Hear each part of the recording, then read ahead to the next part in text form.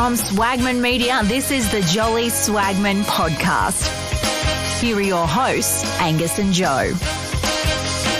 Hello, ladies and gentlemen. Welcome back to the Jolly Swagman Podcast. I am one of your co-hosts, Joe Walker, and my guest is nothing short of a treasure. Jonathan Haidt is a moral psychologist and professor at New York University. He's also a personal intellectual hero and the author of two of my favorite books, The Happiness Hypothesis, Finding Modern Truth in Ancient Wisdom, and The Righteous Mind, Why Good People Are Divided by Politics and Religion. Each book introduced some groundbreaking and rather timeless ideas, but in this episode we discuss Jonathan's new book, The Coddling of the American Mind. Co-authored with Greg Lukianoff, the book is about how good intentions and bad ideas are setting up a generation for failure. Now, these ideas began to manifest themselves on university campuses starting around 2013, where we began to notice a trend of political correctness seeping into university life, students asking for triggering material to be removed or censored from their coursework, and speakers with challenging ideas being disinvited or deplatformed from campus. Because we don't discuss these examples as much in our conversation, I thought I'd share a few with you before we begin, just to give you some context, because examples certainly abound. One instance, which John and Greg write about in the book, involves Columbia University's core curriculum, which features a course called Masterpieces in Western Literature and Philosophy. It presents the texts of authors like Ovid, Homer, Dante, and Montaigne, and according to Columbia, the course is designed to tackle the most difficult questions about human experience. However, in 2015, 4 students wrote an essay in the student newspaper arguing that many texts in the course contain, quote, triggering and offensive material that marginalizes student identities in the classroom, end quote. The students called for trigger warnings, which are verbal or written notifications that alert a student that they're about to encounter potentially distressing material, to be placed before each text, and for support to be provided to triggered students. Now, it's perhaps an indication of civilizational progress that whereas at the same age their grandparents' generation were fighting the Nazis and their parents' generation were marching for civil rights, that these students were preoccupied with demanding protection from histories and narratives of exclusion and oppression in the books they were reading. But this example also turned out to be somewhat of a canary in the coal mine for the year that was 2015. Because things were about to get so much worse.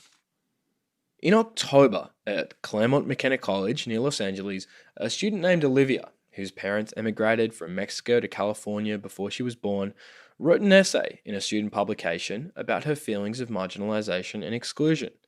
Olivia had noticed that Latinos were better represented on the blue-collar staff at CMC rather than among its administrative and professional staff. She found this realization painful. She said that there seemed to be a standard or prototypical CMC person, and she was clearly not it. Our campus climate, she wrote, an institutional culture primarily grounded in Western white, cis-heteronormative, upper to upper middle class values. She sent this essay out in an email to all CMC staff, and 2 days later, Mary Spellman, the Dean of Students, replied in a private email. Here's Mary's entire email. Olivia, thank you for writing and sharing this article with me. We have a lot to do as a college and community. Would you be willing to talk with me sometime about these issues? They are important to me and the staff, and we are working on how we can better serve students, especially those who don't fit our CMC mold. I would love to talk with you more. Best, Dean Spellman. Well, what do you think happened next? You might be forgiven for thinking that Olivia agreed to meet with Dean Spellman and they discussed some of the issues raised in her article, but you'd be wrong. Instead, Olivia interpreted the dean's use of the word mold in the least charitable way possible. She thought that Spellman was implying that her and other students of color don't fit a CMC mold and therefore don't belong. Perhaps Spellman could have chosen her words more tactfully, but racism was clearly not her intent. Nevertheless, 2 weeks later, Olivia posted Spellman's email on her Facebook page, complete with the comment, "I just don't fit that wonderful CMC mold. Feel free to share." Her friends did share the email, and the campus erupted in protest. There were marches, demonstrations, and even 2 students hunger striking.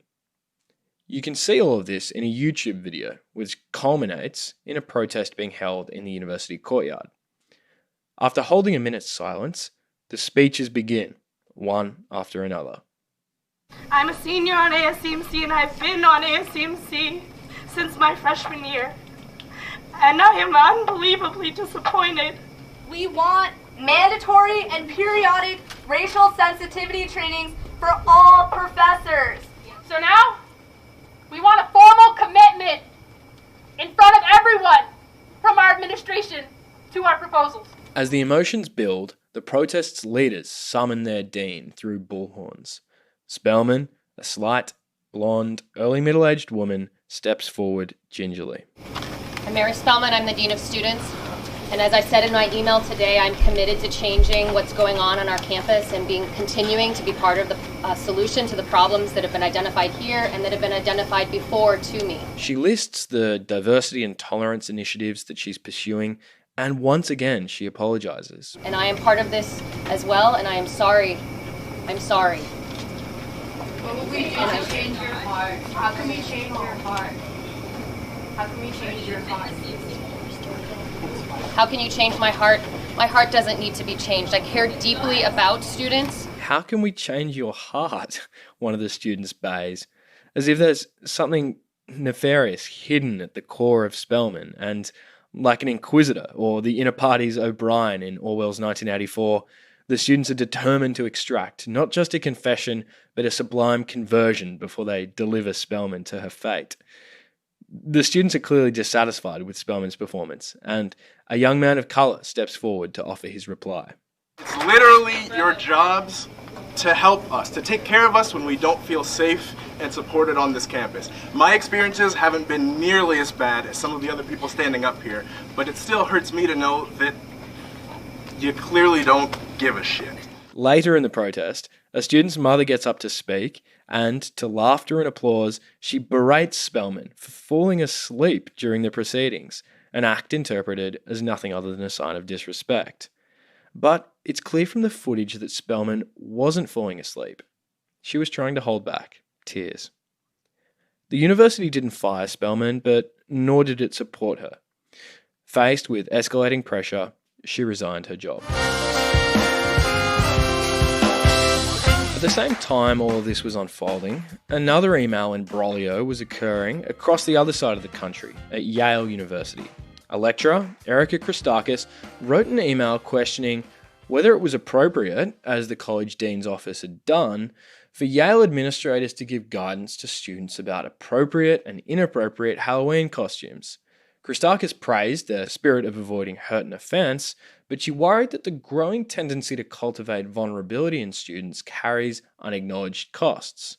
She invited the community to reflect on whether, as adults, they could set norms for themselves and handle disagreements interpersonally. Talk to each other, she exhorted them. Free speech and the ability to tolerate offence are the hallmarks of a free and open society. Now, the email sparked an outraged reaction from some students, who interpreted it, inevitably, as an indication that Christakis was in favour of racism. A few days later, a group of approximately 150 students appeared in the courtyard outside Christakis' home within Silliman College, writing statements in chalk, including, "We know where you live."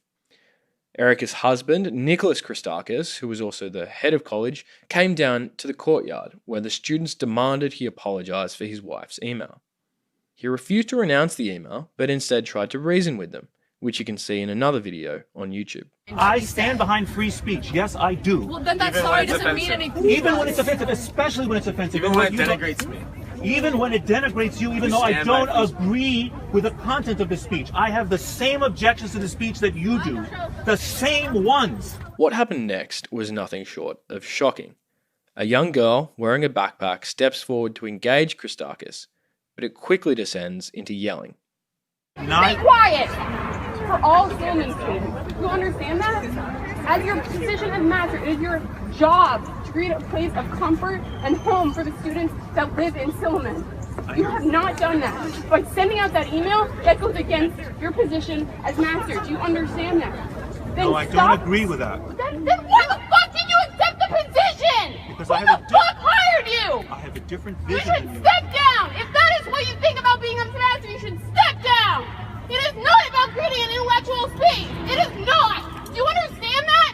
It's about creating a home here. You should not sleep at night. We're out. We out. You're disgusting. The video of the shrieking girl went viral. The university president sent out an email acknowledging students' pain, and for her part, Erica resigned, while Nicholas took a sabbatical for the rest of the year. I was sufficiently appalled by this whole saga that I emailed Nicholas. He wrote back, "Dear Joe, this whole debacle we were a part of and its ongoing reverberations have amazed us. Thank you for your kind words." Erica and I did our very best in what was, for sure, a very challenging time in our lives. We are very happy to have it far behind us and to have resumed our more ordinary lives. When I reflect on examples like this, I don't just see young people who've never really experienced life getting, for the first time, a real taste of power. I also see real fear and a sense that they are facing clear and present threats on campus. I want to make this abundantly clear. Many of them will have faced real prejudice in their lives, whether daily slights or more serious discrimination. And I vehemently oppose injustice in all of its forms. I don't endorse Milo Yiannopoulos or wearing blackface, but just because I don't think those things are desirable doesn't necessarily mean I agree with every aspect of these students' behavior. Because the real question is whether the mindset we're inculcating in our young people, in fairness, people not much younger than me, is to their benefit in the long run. This episode is not so much about the examples of political correctness gone wrong on campus as it is about the ways of thinking and the parenting practices that have caused them. It is a conversation essentially about just 3 bad ideas and how they're ruining a generation. Enjoy. Jonathan Haidt, thank you for joining me. My pleasure, Joe. It's great to speak with you, and we're going to be talking about your latest book co-authored with Greg Lukianoff, The Coddling of the American Mind. So let's start from the beginning. Where did the idea for the book come from? The idea came from Greg. Greg runs an organization called the Foundation for Individual Rights in Education. And since 2000, he had been pushing back against universities in the United States that were trying to restrict student speech.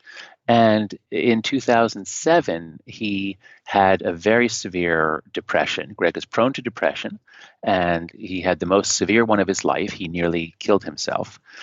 He did check himself into a hospital, and when he was released, he learned cognitive behavioral therapy. In CBT, you learn to recognize distortions, all these distortions that minds do when they are anxious or depressed. Catastrophizing, black and white thinking, mind reading, blaming. And he learned to stop doing this. You learn to catch yourself doing these distorted ways of thinking. And so he goes back to his job and he's working on campus. And suddenly in 2013, for the first time, it's not the administration which is pushing for restrictions and limits on speech. It's some students, a subset of students. And when they're justifying their need for trigger warnings and safe spaces and microaggression training, they're using exactly the distortions that he had learned to stop doing. You know, they're saying if this speaker comes and speaks, people will die, there will be trauma. And he's saying, really, from a speech? And so Greg comes to talk to me because he thinks if students are using these distortions, that's likely to make them depressed. And since I'm a psychologist and I'd written a book called The Happiness Hypothesis, where I talked about CBT, Greg came to talk to me. I thought his idea was amazing. And we set out to write this article together for The Atlantic. I think our original title was something boring like Arguing Towards Misery, which is what the article was about. And the editors at The Atlantic came up with the name, The Coddling of the American Mind. Now, at that point, I hadn't even read Alan Bloom's book, The Closing of the American Mind, but it was a catchy title. Greg and I didn't like it because we thought it would be insulting to the very students we're trying to help. So we kind of fought against it, but we could not come up with anything better. So the title stuck. The article came out. It got a lot of readership because a lot of people were beginning to notice these trends. And it was only after the article came out, a month or two later, in the fall of 2015, that all hell broke loose with student protests at dozens and dozens of universities demanding, not so much demanding trigger warnings, those are pretty rare, but with this idea that the university is a dangerous place, which is hostile to students from many, many groups, and they need protections from words and new policies that basically encoded what we call safetyism, an approach to ideas that's not about whether they're right or wrong, but whether they're safe or dangerous. So that's the origin of the whole thing. After the article came out, things got so much worse. These things spread so quickly throughout the universities. They're now spreading out into the work world in the United States. And so that's why we decided to put the time in to expand the argument, dig deeper, and write a book. Again, we wanted a different name. We were going to call it Disempowered. But the editors at Penguin Press said, no way, that's boring. And then eventually, again, we couldn't come up with anything better, so we kept the Coddling of the American Mind. So let's break down these trends a little further. In the book, you and Greg talk about the three great untruths. Can you briefly run us through each of the untruths? Sure. So my first book, The Happiness Hypothesis, was about 10 ancient ideas. I literally read everything I could find from ancient sources, East and West, that dealt with psychology or human relationships. I categorized 10 ideas that have been recognized in most cultures that leave us writing. And so the first one in the book is what doesn't kill you makes you weaker. Now, of course, most of your listeners will recognize that the wisdom principle there is Nietzsche's dictum: what doesn't kill me makes me stronger. And so we can get into each of these, but in briefest form, each of these three is a direct contradiction of a chapter in the happiness hypothesis. So what doesn't kill you makes you weaker. Always trust your feelings is the second great untruth. And life is a battle between good people and evil people. And if we can get young people to believe all three of these, it's very likely to make them fail. That is, one who believes all three things will be a bundle of anxiety, doubt, and anger, will have an external locus of control, will be basically disempowered, will be a very bad person to cooperate with, and it's just unlikely to have a successful life. So we're trying to convince students and those who raise kids and teach, we're trying to convince them, don't reinforce these beliefs. Don't model these beliefs. We should be teaching kids the opposite. So 3 is a very neat number. Were there any untruths that didn't make the cut? Oh gosh, let's see. I can't remember. There was some reorganization. There were a bunch of things we were thinking of, but man, it's all just gotten buried. I mean, trying to write this book in 1.5 years was, without a sabbatical, was really hard. I don't remember which other ones we considered. So which of the 3 untruths do you think are the most harmful for individuals and for society if they're different? Yeah, gosh.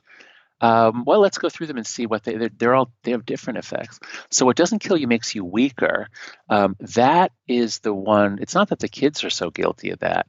It's that the grown-ups raising kids did this to them. So, okay, I'll make a case that I could probably make a case for all 3 of them. So, all right, I'll make the case that it's the first one. What doesn't kill you makes you weaker.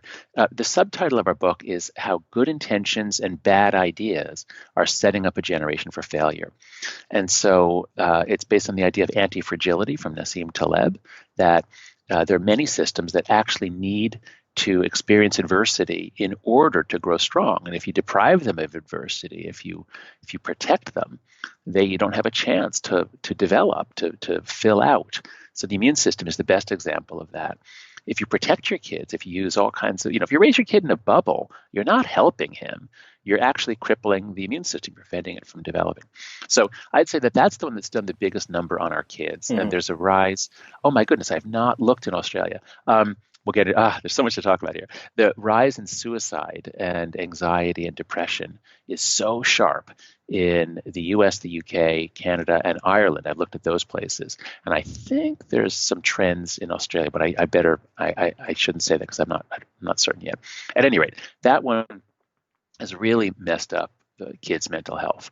The second one, always trust your feelings. That's the central one that you need to learn to challenge in CBT. So that's the one that's most closely linked to depression and anxiety. If young people believe that and they lose the ability to question their initial interpretations, then they're more likely to become depressed and anxious. And the third, life is a battle between good people and evil people. That can actually be thrilling for young people themselves. It can give their lives a sense of meaning and purpose. But imagine a society that's already becoming more polarized for various historical and political reasons. You then get social media, it gets more polarized still. And then you get a generation that buys into it even more, that doesn't give people the benefit of the doubt, that assumes the worst, that assumes that everything is bad and oppressive. And that's in the long run, that's probably the one that might actually do us in. If in the United States, we descend into constant political fighting everywhere in every part of our lives, including restaurants and doctors' offices, it'll be because of that third one. Mm. So let's drill into the first one a little bit more. You mentioned Antifragile by Nassim Taleb. And I always thought Antifragile was kind of like a Montaigne-style essay. It was very literary in that the concept of antifragile was rather metaphorical. It was what you described, the precise opposite of fragility. So not mere robustness, but something that actually improves from stresses. And he kind of weaves in a lot of different examples to demonstrate that concept. So you mentioned the immune system, he talks about like federalist political systems and economies benefiting via entrepreneurship and skin in the game in banking systems, late Roman Stoicism, etc. So that concept is quite metaphorical in the way Taleb uses it.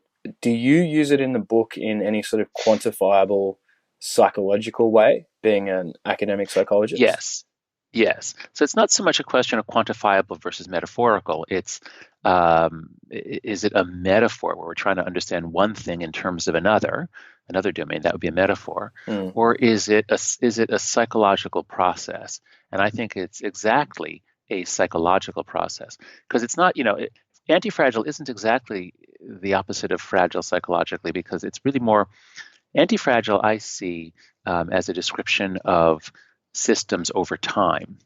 That is, as I remember it, I read an early, so Taleb, he's actually a faculty member here at New York University where I teach, and I had lunch with him like 2 or 3 years before that book came out, and I read an early draft of it. My recollection is that it was after the collapse of the banking system, and he's one of the few who predicted it. He could see that the system was so ornate and so bad, so untested that if any problems arose, it could all come crashing down. And so after it happens, and I may be wrong about this origin story, but my recollection is, after the global financial crisis, he's thinking about this more general problem of systems that aren't properly stressed, challenged, and tested so that they don't have a chance to become strong. And I think at my lunch with him, I believe he hadn't yet settled on the word antifragile. Like, I think he'd started writing about it, but he just couldn't find a word in the English language. So he made up this word. It's a kind of a strange, clunky word. But once you understand it, you can't do without it. There are not that many systems that are antifragile. Most things are either fragile or resilient. But the systems that are antifragile are so important that if you don't understand it, you miss so much about the world. So it's not a metaphor. It's a description of systems that, as they develop, that are sort of designed. In this case, my concern is systems designed by evolution. Systems that are designed so that the young animal will have experiences in the world, and then certain parameters will be set, certain neural connections will be made. We only have 20,000 genes or so, and these genes make proteins. The genes are not a blueprint for building a brain. The amazing thing about neural development and the evolution of brains is that what evolution gave us is a set of neurons that will grow together with certain initial conditions, but the brain is experience expectant. So that's another phrase, actually, of the same category as antifragile. neurodevelopmental researchers talk about experience expectant development. And this is very important for our discussion because part of the developmental program for mammals is play. All mammals play, and it's kind of a weird thing. You know, if you're a vole or a rabbit or some animal that is subject to predation, and when you're young, you go running around and hopping around with your litter mates, you can get killed. Like, why wouldn't you just huddle in your hole with your mother until you're old enough to reproduce? Well, why take risks? Well, it turns out that there's no way to build a brain with just a genetic code. There's no way the genetic code could specify how to build a brain. So it just gets the ball rolling. It creates an initial structure. And that initial structure requires a range of experience, which will then set it to be adaptive and to be able to function within that range of experience. All mammals play. All mammals leave a lot of their development until after they're born. And humans far more than any other species. That's why we are playful for so long and well into our teen years and actually into our adulthood, although we're less playful. So it's not a metaphor at all. It's a description of a developmental process. So what's the evidence that play has actually been diminished in American childhood? There's a lot of different forms of evidence. So the one study we found that is truly quantified is a study done by sociologists at the University of Michigan, which looked at time use journals. So there have been a number of studies where researchers ask either kids or parents to fill out time use journals. How many minutes a day did your child spend, in school or eating or watching TV? And so because a study was done in 1979 that used an extensive set of questions, and then it was repeated in, it was I think 1997 or so, in the late 90s, they were able to compare exactly how American kids, I think this was, controlled for social class, how did they spend their days? And what they found is that the total amount of play went down, but also the kind of play changed. So I think the total amount of play was down between 16 and 26%. It depends on which numbers you look at. But it's much more than that because play before video games and the internet, play was much more physical. It was much more outdoors. And that's the best kind of play. So we cite research by Peter Gray, a play researcher at Boston College. Running around with your friends, playing hide and seek, wrestling, play fighting, pretend play. This is what other mammals do. I mean, other than the pretend. Well, even pretend. Most play has an element of pretend. So play was very natural and normal and what our species evolved to do until the 1980s.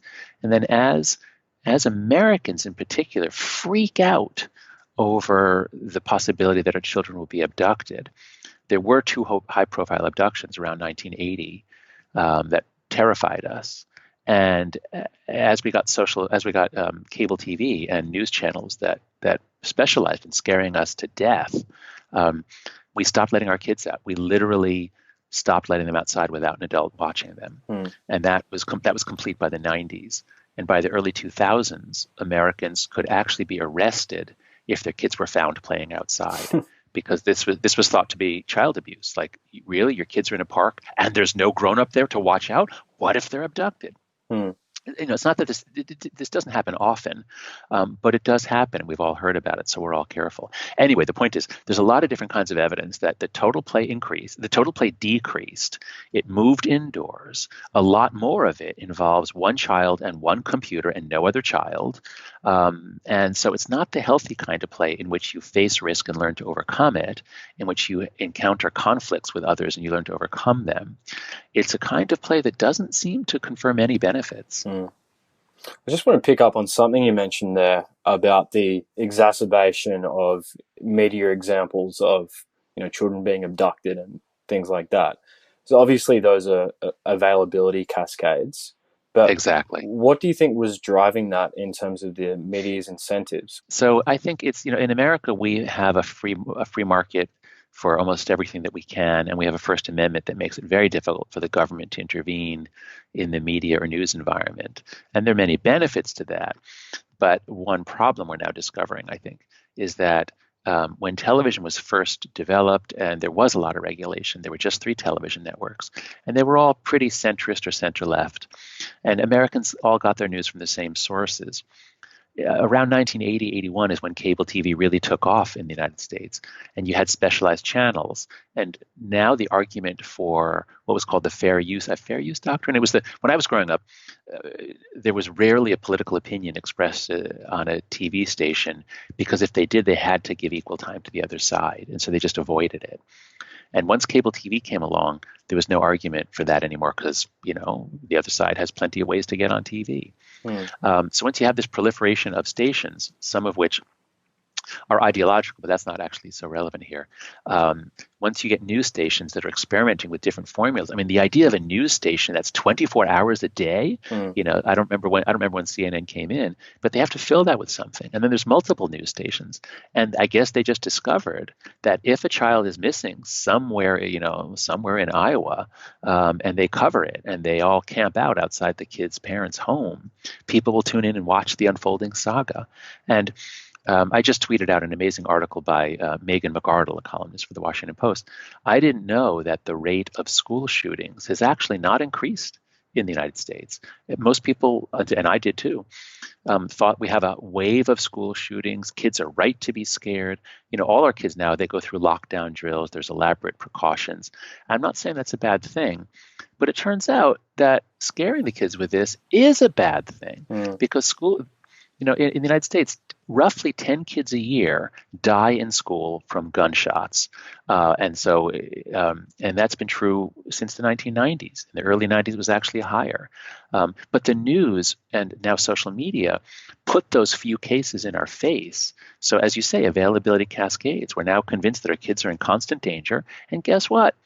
If we tell our kids that they're in constant danger, if we tell them don't talk to strangers, if we teach them about stranger danger, if we tell them the world's a dangerous place, people want to kill you. Oh, go off to college now. Have a good time. I never let you out of the house because I wanted to protect you. But you're not ready for it and you don't know how to deal with the world. But go off to college, and guess what? Some of those kids, not most, but some of those kids act as though their college is a dangerous place and they need protection. And this is exactly what Greg Lukianoff began to notice in 2013, that kids were asking for protection, not just from criminals and rapists, which is a good thing that the adults need to protect them from that, but from books, words, speakers, and ideas.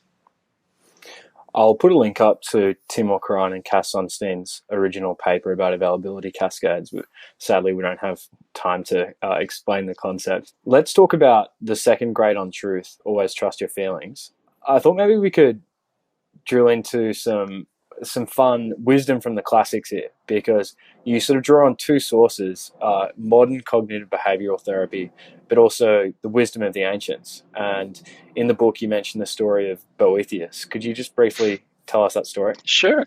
Yeah. So when I wrote The Happiness Hypothesis, so chapter 1 is on how the mind is divided and parts sometimes conflict. So every culture has that. Chapter 2 is the basic principle of all pop psychology, and it's there in every wisdom tradition, and it's basically the principle of appraisal. So here's a couple of versions of it. So the Stoics really, really are strong on this. As Epictetus put it, what really frightens and dismays us is not external events themselves, but the way in which we think about them. It is not things that disturb us, but our interpretation of their significance. Here's Buddha. Our life is the creation of our mind. Here is Marcus. Let's see. Let's go to. I got a whole list of these here. Oh, here's Viktor Frankl in Man's Search for Meaning. Everything can be taken from a man but one thing, the last of the human freedoms, to choose one's attitude in any given set of circumstances, to choose one's own way. And so this is what you learn in cognitive behavioral therapy, that yes, somebody didn't call you back.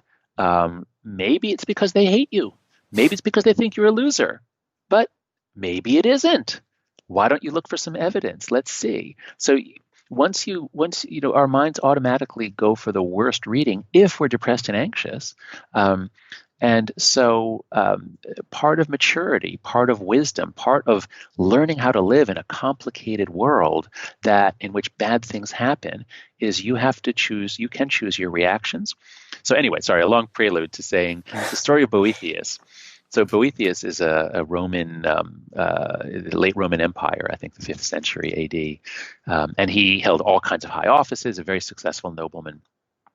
And he is thrown in jail for, I think, refusing to support or in some way he was, the Ostrogoth king got mad at him, throws him into jail, sets his execution date, and Boethius is there awaiting death. And he, he of course is anxious and afraid, and his mind is going through the normal cycles that anyone would in those circumstances. But as a philosopher, he knows that he has some control over his reactions, and he guides himself through a set of insight exercises about how, for example, his family is all still alive and prospering, and wouldn't he trade his life for that? Wouldn't he trade his life to keep his family alive? And guess what? They are still all alive and are doing well. And just with exercises like that, he's able to accept his fate. And this is why we say, when we talk about taking something philosophically, what we mean is that you can do it the way Boethius faced his death, the way Socrates faced his death, the way a Buddhist would face a death sentence, and of course, few of us face a death sentence, but most of us face things that we're scared of, and we can learn to face them philosophically. So here's the pithiest of all. This would be such good advice to young people today from Marcus Aurelius. You don't have to turn this into something. It doesn't have to upset you. Things can't shape our decisions by themselves. I love that. I also love from Marcus Aurelius, choose not to be harmed and you won't feel harmed. Don't feel harmed and you haven't been, from meditation. Exactly. So to bring this back to campus, if Milo Yiannopoulos or someone else comes to speak on campus, Milo's goal was to provoke. He called his tour the Troll Academy tour, but there's several ways to react to this. One way is to ignore it. And especially in the age of social media, when there are 100 offenses a day, you have to ignore almost everything. Another way would be to engage with it or protest. But yet another way would be to frame it as dangerous, to frame it as though if a talk goes through on campus, I or someone will be harmed, physically harmed. That's a choice, and it's a choice that basically takes part of your nervous system and puts it out in the world. Young people today talk about triggers. The world is full of triggers. Well, what are triggers? A trigger is not a real thing.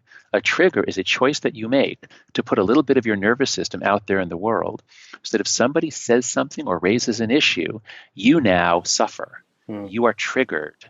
And it's as though you have no agency. You don't get to choose. The world has triggered you. And the Stoics and the Buddhists were there to say, look, the world is tough. Things happen in the world, and it's up to you to decide, are you going to be triggered? That's your choice. I've got a few other stories about reframing bad experiences. Maybe you've heard of some of them, maybe you haven't. But have you heard the story of Thomas Edison's factory blowing up? No, tell me the story. So something catches fire in the factory and it erupts into flames, but it's an incredibly colorful conflagration because of all the chemicals in the laboratory. All the chemicals, yeah. And he catches word of this and arrives to the factory, and the whole town's sort of watching, and people, think that he'd be distraught, and his son sort of pushes through the crowd to Thomas, and Thomas just turns to him and says, go and get your mother and their friends. They're never going to see a fire like this again. Wow. Well, that. There you go. Yeah. That's a man who has the long view of life, and even your own factory burning down, that would have said almost anybody, but for him it wasn't a trigger. I'm sure he wasn't happy about it, but he'd reached a level of maturity where that didn't destroy him psychologically. That's right. Yeah. Do you have any others? That was great. Another one I love is have you read Albert Camus' essay The Myth of Sisyphus? No, I haven't. So he talks about, it starts with, the greatest problem in philosophy is why shouldn't any of us kill ourselves? Yeah. And, given the absurdity of life. And then he goes through these sort of lengthy 3 chapters on the absurdity of life. But he finishes with this beautiful chapter the story of Sisyphus, the king of Corinth, who was condemned for eternity to push a boulder to the top of a mountain, only to have it fall back again and begin this again. Right. And he imagines in that hour where consciousness comes flooding in, where Sisyphus is walking back down to the foot of the mountain, he imagines him sort of finding happiness in the absurdity of the situation. And he ultimately concludes that that's how we should think about life, that despite or because of the absurdity, we should rebel against it. Okay, that one I'm not getting any flashes of inspiration on that one because I strongly disagree with it. Okay, that is, is our life like Sisyphus? Well, I'm a big fan of what's called emergent truths. So, there are things in the world that are physical, but there are a lot of things in the world that are what are called anthropocentric truths. They're truths only because of the way people are and the things we make. So, like the truths of the market, gold is more valuable than silver. That's not just my imagination. That emerges as people interact. And I would say a sense of meaning in life, comes about because we enmesh ourselves with others, because we jointly construct the existence of problems and then we try to solve them. And the arc of human history is such a fast arc upwards of progress and discovery that to say, because I will die and may not complete my plans, I've left nothing behind like Sisyphus, I think that completely misunderstands the human condition. That assumes there are no emergent truths, that each of us tries to do things and then we die, and therefore it was a failure. No, I think, I think he's missed the way meaning is co-created by people in communities. But of course, I should read the story. I'm sure he's a very deep thinker. I will read it. The other one, of course, I love, which you've probably heard of, is the death of Seneca, when Nero orders him to commit suicide. And he comforts his wife and his daughter, and they're in tears. And he just says to them in that sort of infamous dark humor, don't weep for parts of life. All of it calls for tears. Oh, my. Man. little, yeah. But okay, yeah. So that was the big surprise to me, writing the happiness hypothesis. Because I think Buddhism is very wise psychologically, as is Stoicism. I mean, they're both brilliant traditions, but they grow out of times when life was unpredictable and dangerous. And now our lives are so safe, and we can make such long-term plans that So what I noticed is that the Buddhism from long ago was often quite dark. The early Buddhism was quite dark about the importance of non-attachment and for that reason, life is suffering. And of course there is suffering in life, but more modern Buddhism is more, I don't want to quite say upbeat, but it's not so dark. So anyway, so Seneca ordered to kill himself is another example of Stoics able to face difficult things. That's it, yeah. But I don't think in modern times we should embrace that idea that everything's terrible, everything's suffering, so distance yourself from it. I think we really can grab hold of life, engage, throw ourselves in, and welcome the defeats, because those actually do make us stronger, especially when we're young. We do learn from everything. Let's quickly talk about the third great untruth now.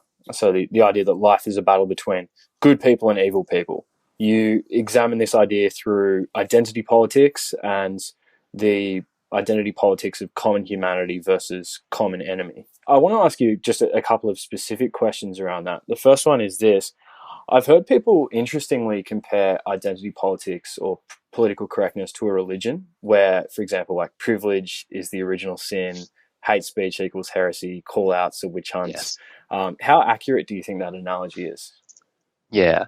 So I think there's some truth to it. So my last book, The Righteous Mind, was about moral psychology. And the third part of it is based on the principle that morality binds and blinds.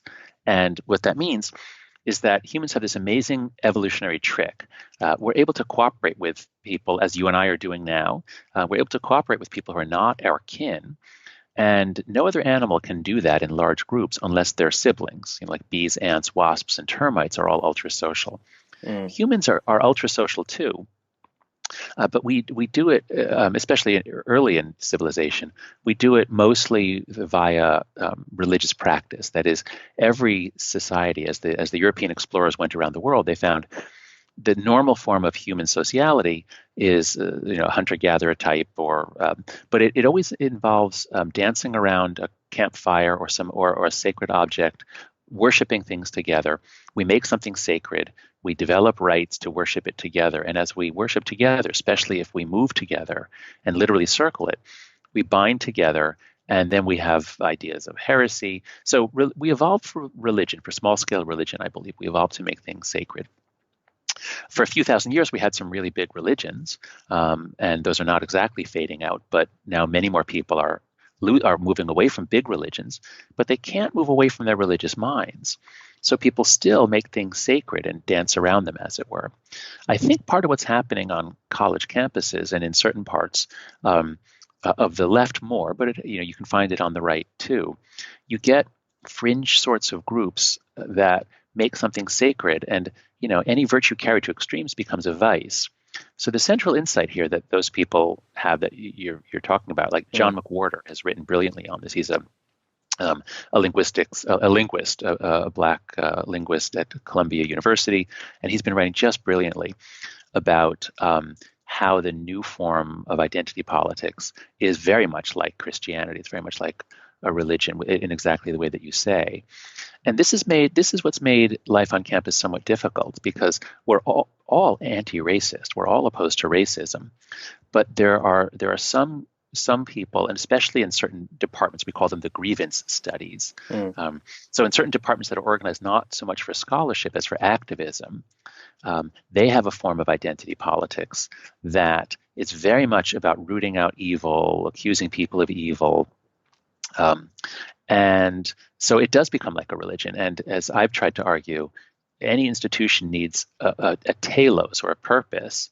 And if most of us in the university are acting as though our telos is truth, or the discovery of truth, or the transmission of truth and knowledge, but some among us are saying, no, the reason that we're here is to fight racism, and everybody is racist, and every institution is racist, we have incoherence. We have most people, we're working at cross purposes. So I don't believe anyone who says, oh, universities are all just hotbeds of, everybody's a Marxist, everybody's a, that's not true. That's an exaggeration. But there are certain departments in which the majority are like that. To be very clear, Greg and I say in the book, identity politics is not a bad thing.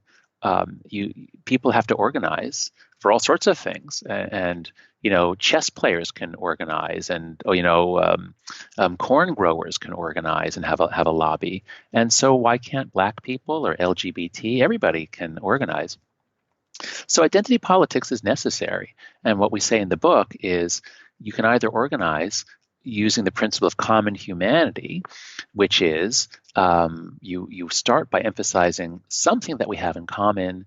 You draw a circle around the larger group, and then you say within this group, some of our brothers and sisters are being denied equal access or opportunity or dignity.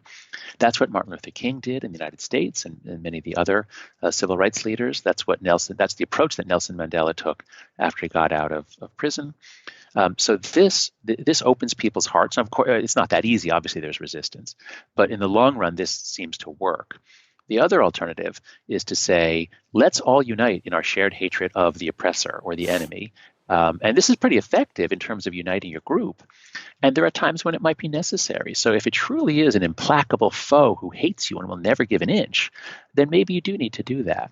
And so, organizing against police violence or against a foreign oppressor, that might be necessary.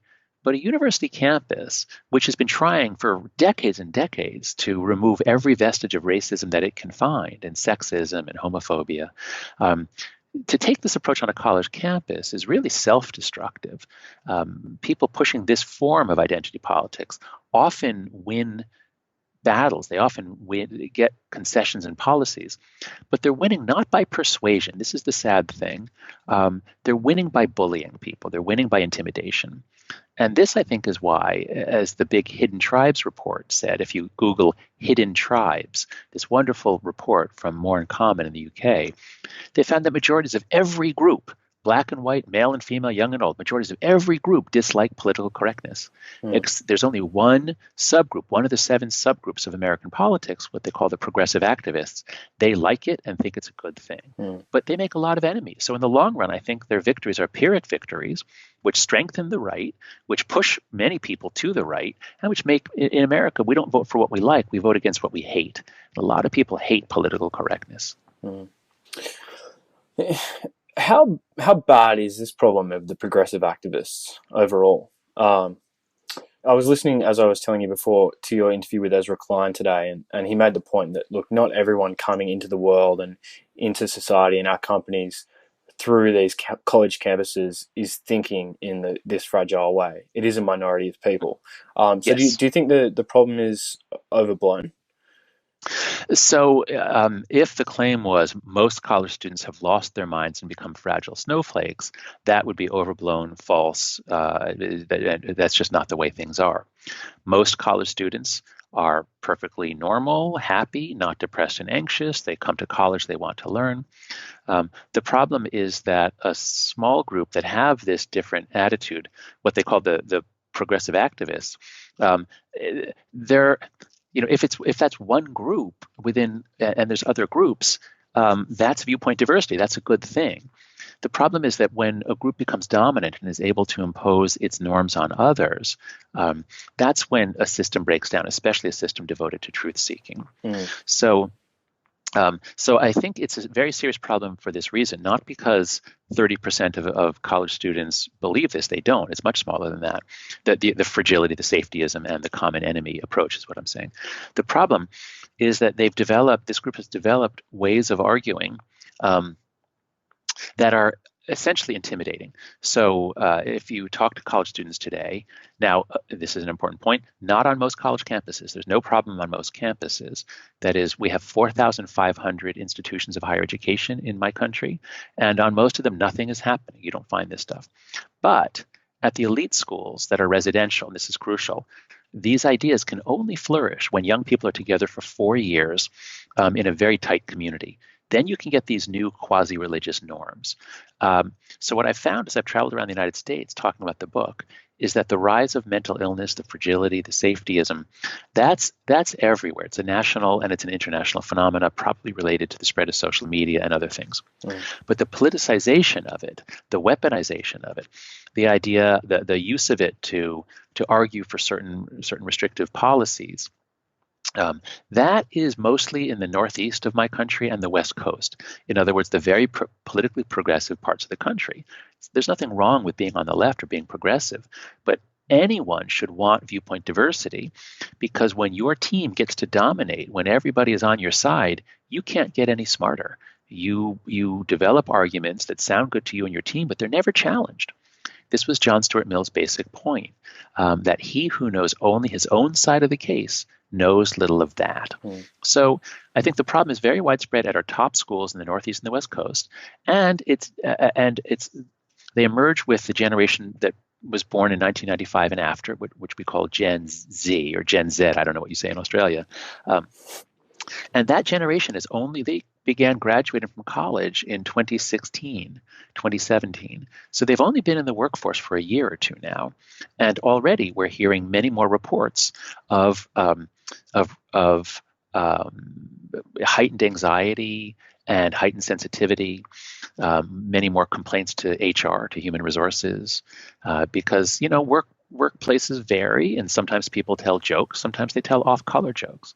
And you could have a discussion about whether we should continue telling off-color jokes or jokes about men and women, which some would perceive as sexist. But is the best thing to do, if you overhear two people at lunch telling a joke, is the best thing to do to report them to HR?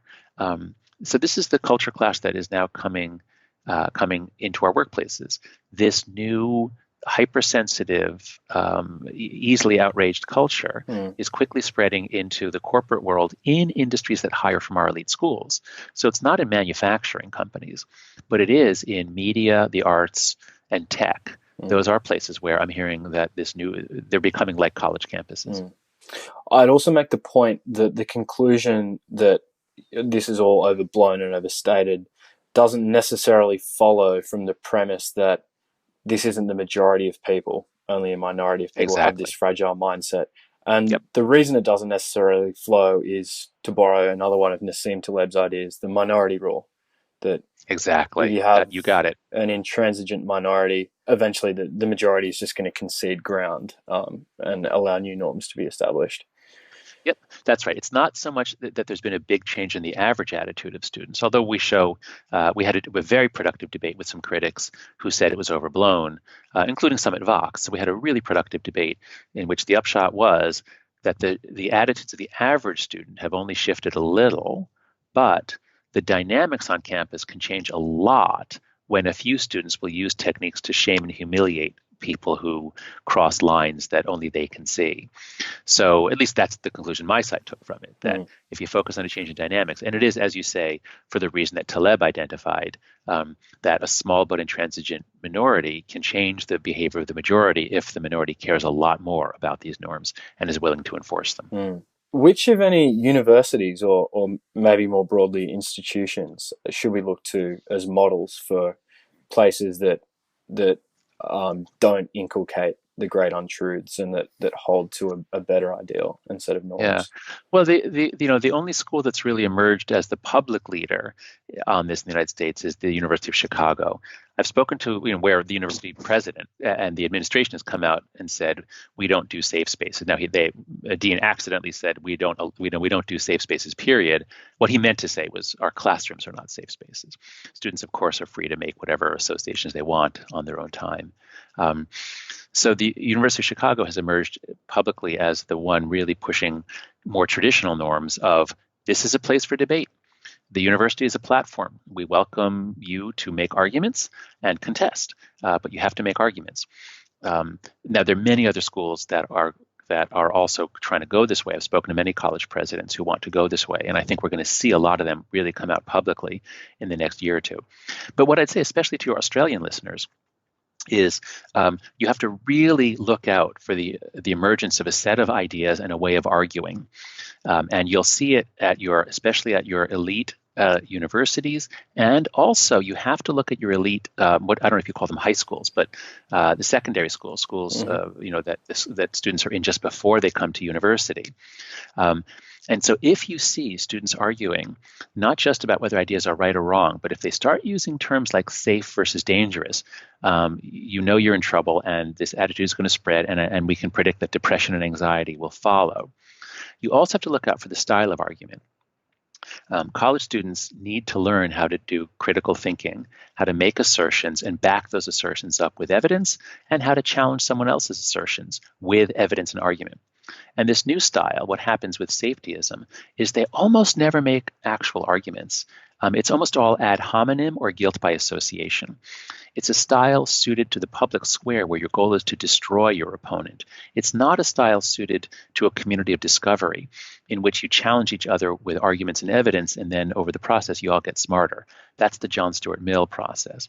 So what Greg and I have found is that since we've been writing about this in 2015, almost nobody has said that we're wrong. Almost nobody has actually been able to make an argument or adduce evidence that we're wrong. Rather, it's just argument after argument that is ad hominem.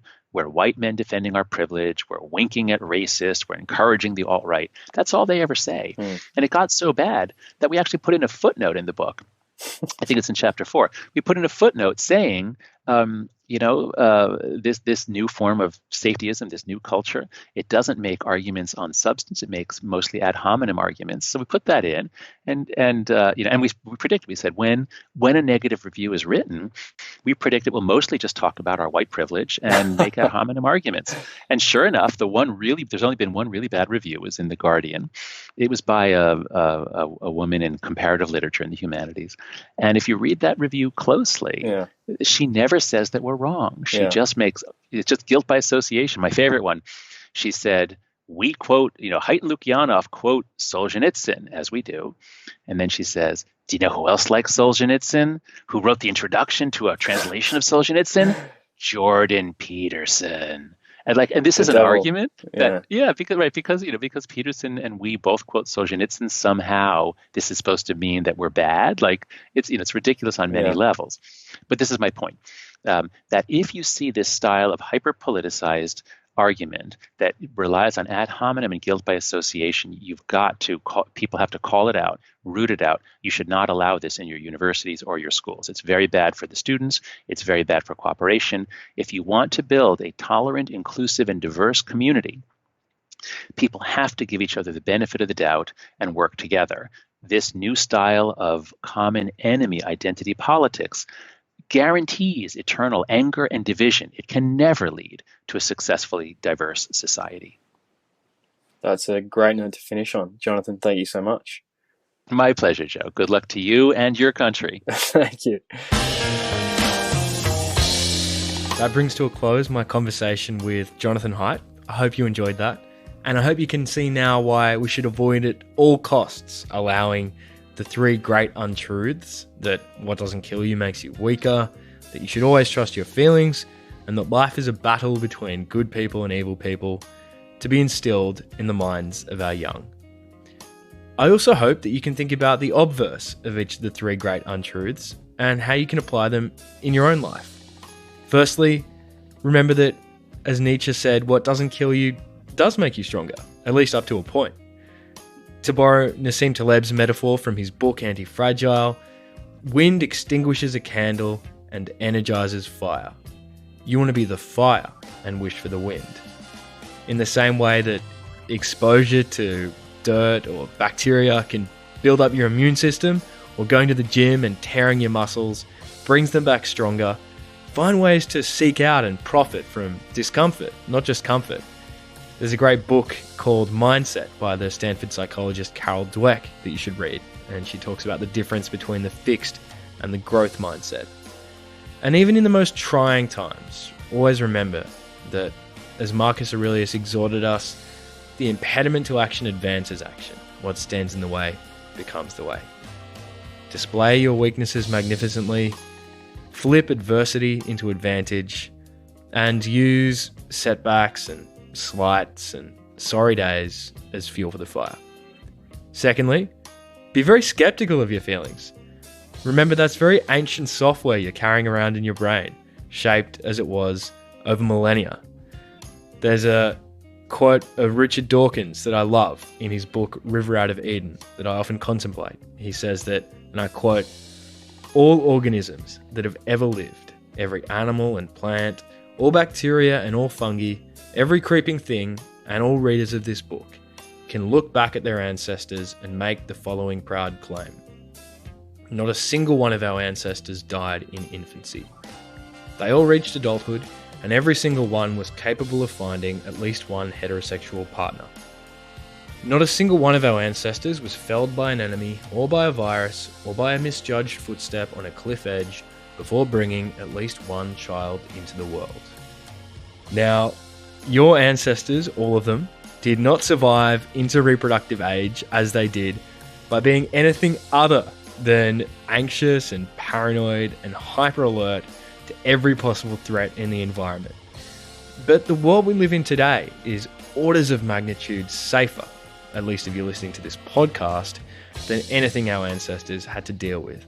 And so our hyper awareness and our sensitivity to stimuli are maladaptive in that sense. We should be very distrustful of our feelings and our thoughts for that matter. Our brains are like, to use Jonathan Haidt's metaphor from the happiness hypothesis, unruly elephants, and we're the riders struggling to control them. Remember that, as Seneca said, he who suffers before it is necessary suffers more than is necessary. And finally, remember that nobody is all good and nobody is all bad. As Alexander Solzhenitsyn said, the line separating good and evil passes right through every human heart. Or, as Oscar Wilde wrote, every saint has a past and every sinner has a future. If we can hold dear to these three more nuanced truths, I think we can all find happier, more successful, contented and stable lives. And that is my wish for you as a listener of this podcast. So, thank you very much for listening. Until next week, ciao.